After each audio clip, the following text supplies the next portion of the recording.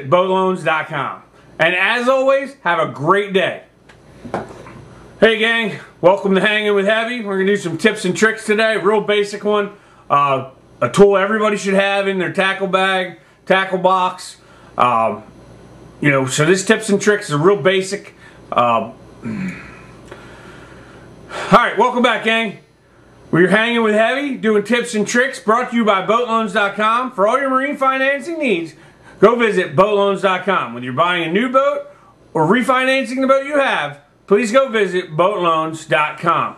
Alright, today's tips and tricks with Hanging with Heavy is real simple. We're going to, everybody should have one of these. They make a couple different varieties, but this is a super important tool to have in your pocket.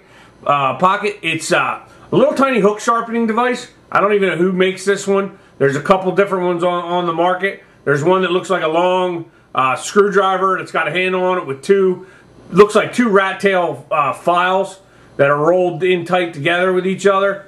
This one's great for using for smaller hooks. If you're using offshore, the other one works out fine. You can use this one though. And you always want to have a file around if you got to take a burr off of a hook, or your hook should always just be touched up a little bit. Hooks are great now. They're coming out of the packages. You don't need to do a lot to them. You don't need to sit there with stones and everything else.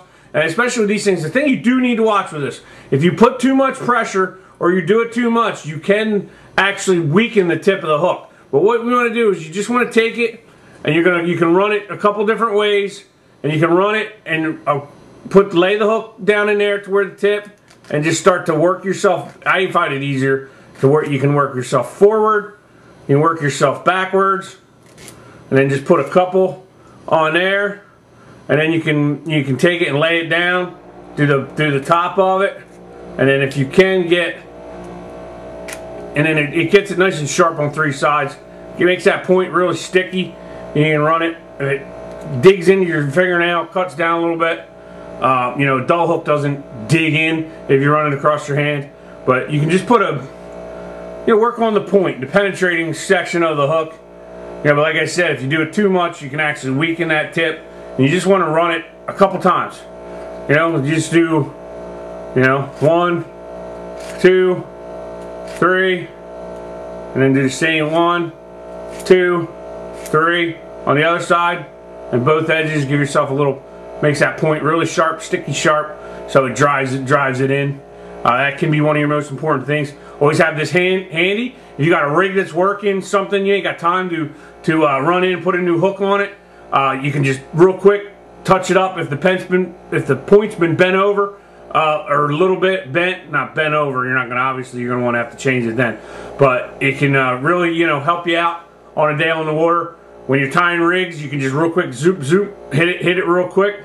Another tool that you can have in your tackle box that I think is very invaluable is a Sharpie marker. And after you sharpen or put an edge on it, take the Sharpie marker and color it black, the tip, and that way you know that hook's already been touched up.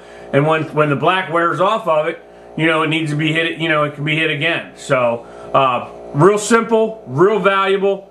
All tackle shops carry some variety of something like this. Goes in your pocket. Can go on a lanyard around your neck.